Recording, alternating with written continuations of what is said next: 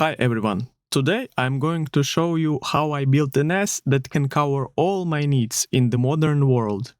And it's not just a storage, it's a media server, a photo library, remote desktop and even a game console. Let's dive in. These days, we all have tons of digital stuff, photos, home videos, movies, documents. All of these need to be stored securely somewhere. And that's where things get interesting. Of course, there are cloud services, convenient, accessible from any device, but in reality, they are very limited and forever subscription.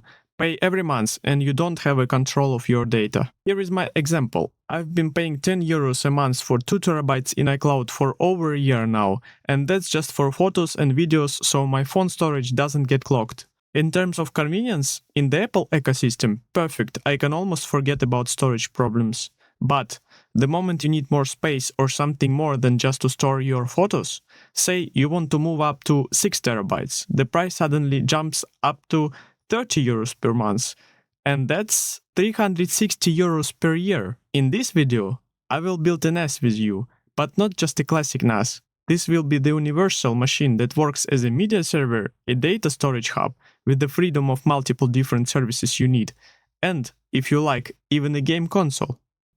For context, this is actually my second server build. My first one was put together over 10 years ago, running XPnology, and it's still sitting in my parents' house. It has a single 3 terabytes Western Digital Red hard drive, no redundancy, so I don't trust it with family photos anymore. Right now it runs CCTV for the apartment building and my parents' home assistant. The hardware is really outdated, so I will leave it as it is. Today I will explain how I choose the components and assemble the whole system. In the next video we will configure it and test what it can actually do.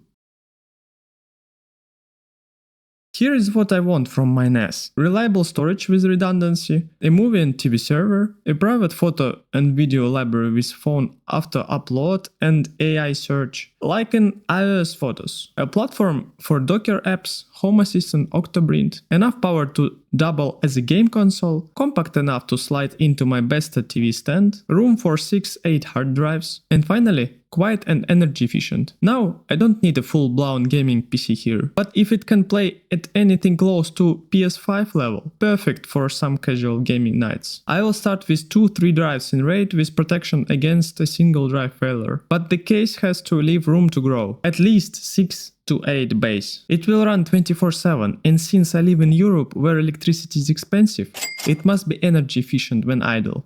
For the case, I decided not to choose the smallest possible size. It will sit inside the TV stand anyway, so cost and upgrade potential matter more.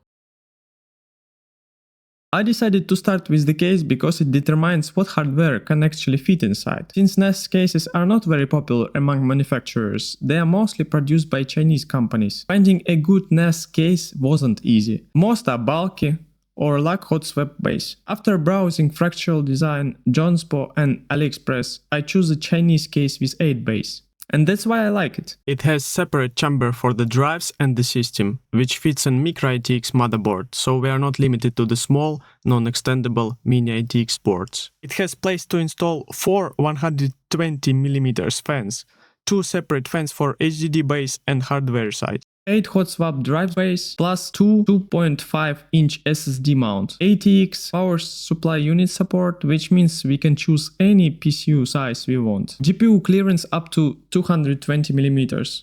That makes the NAS not just storage, but also a potential gaming machine. If you want a more universal but bigger option, I would recommend the Fractal Design Note 804. It is old but cheaper, supports more drives and fits larger coolers and GPUs, but no hot swap and takes up more space. The heart of the system, the processor. Since the server should do more than just storage, low-power integrated solutions were off the table. I need a CPU that balances performance, efficiency and price. So first choice, Intel or AMD. Both brands are now efficient and powerful enough. But two factors matter here. For streaming, let's say watching a 4K movie on your phone in Full HD, the server must transcode video in real time. The most efficient way is using the integrated GPU. That way, you don't need a discrete graphics card, which saves money and power. Intel has QuickSync, a hardware video acceleration technology which makes Plex transcoding nearly effortless. AMD doesn't have an equivalent, but they have another huge advantage: ECC RAM support in their Pro series CPUs. ECC, error correcting code memory, automatically detects and corrects bit errors, which is a big deal for data integrity. For me, 2 or 3 transcoding streams are enough, and I want ECC memory. That's why I choose AMD. CPUs with integrated graphics and with G, so that's what I looked at. After analyzing the used market, these Pro chips usually come from the corporate PCs, so I considered this list of processors. All 65 watts are pretty affordable on eBay. From benchmarks, the 4650J is clearly the winner and crushes the others in multitasking. That's key for Docker, VMS and gaming. Since power consumption is the same, I went with Ryzen 5 Pro 4650J. I bought it from eBay, delivered from US for $140 with taxes and delivery. At first, I thought about mini ITX build, tiny and stylish, but really hit. Only one PCIe slot, 2 RAM slots, no upgrade pass. I realized I might need an extra SATA controller, faster NIC, and they should fit with the GPU. So I went with micro ATX board. And after digging around, I settled on the Gigabyte B550M DS3H. Its key features: Ryzen support up to 5000 series, 2 M2 slots, PCIe 4.0 plus PCIe 3.0, 5+3 phase VRM, 3 PCIe slots, memory up to 4733 MHz. Since I picked an ECC compatible CPU, I will use ECC memory. What we need is unbuffered ECC. As for size, since I want to run a gaming VM, I went straight for 32 GB. I found an affordable option on Amazon for €100. Timetec Hynix IC 32 GB kit. Since we are not restricted to PCU size, I could go for the most efficient model within a reasonable budget. And because the NAS will be running 24/7, having high efficiency even at low loads is absolutely crucial. On Cybernetics, which test PCUs at different loads, I found an unexpected winner for €118. Cooler Master GX2 Gold 750. It's just 20 watts load, it hits 81.67% efficiency, losing only 4.16 watts as heat. For reference, HDPlex GAN PCUs advertise up to 94% efficiency, but their idle performance data isn't clean. I did find some forum charts from the company though.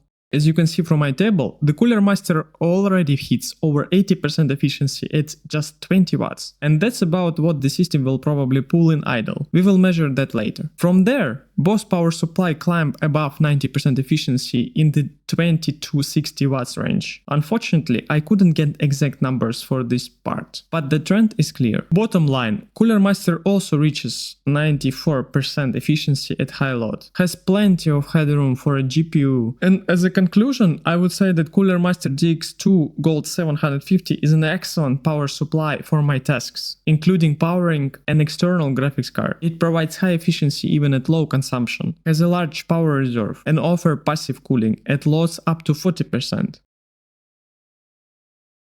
The Ryzen 4650J is a 65W CPU. My PSU limits cooler height, and after Reddit research I went with maximum 47mm, enough breathing room for airflow. I found the Thermaltake AXP90X47 Compact quiet, rated for 135 watts cooling, perfect even under load. I ordered it from Amazon for €23. Also, I need to mention that for case I used 4 Noctua NFS12A. And a few words about GPU. I borrowed a Palit GTX 3060 from a friend for testing. Once I finish all the necessary checks, I will decide whether to buy it or look for another option. Later on, I ordered a 1TB SSD because my old 512GB drive turned out to be too small for my VMs and cache. I will install it as soon as it arrives. Here is the list of all components I bought for my server. I purchased everything in August 2025, so it's almost impossible to find these prices nowadays, especially for RAM and hard drives. Almost all parts are on my table, and I'm gonna assemble my home server.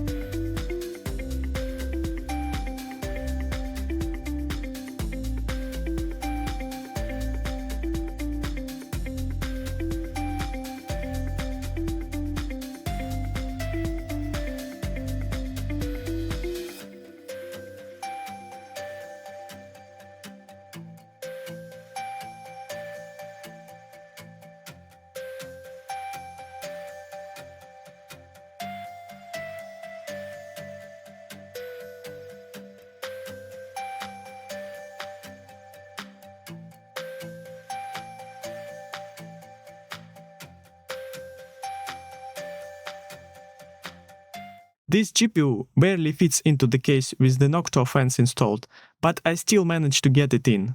I first unplugged the first top SATA cable and removed the silicone anti-vibration corners from the bottom front Noctua fan. I finally got my server set up in IKEA Besta under my TV, and I'm really happy with the results. In the next video, I will show you what I've installed, how it performs in games, and what the power draw looks like. Thank you for your watching.